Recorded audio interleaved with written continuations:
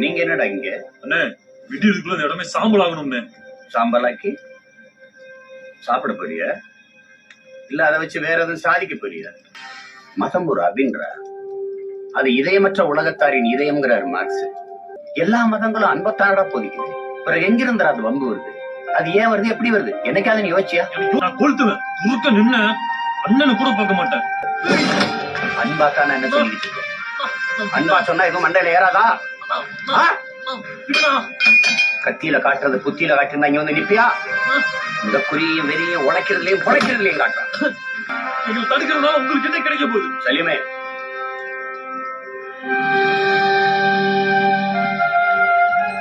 பார்வா, நம்ம ரத்தம்டா, சொந்தம்டா. இதை விட ஏண்டா வேணும் உனக்கு?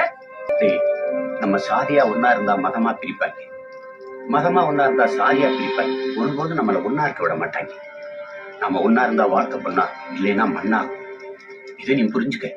சூரிய, கடல், காற்று, மலை, மரம், செடி, கொடி, புல்லு, பூண்டு, வண்டு, ஏன் மண்புலோட நம்மளை காப்பாத்தும். மதமும் சாதியும் நம்மளை காப்பாத்தாது. முதல்ல இதை தெரிஞ்சுக்க.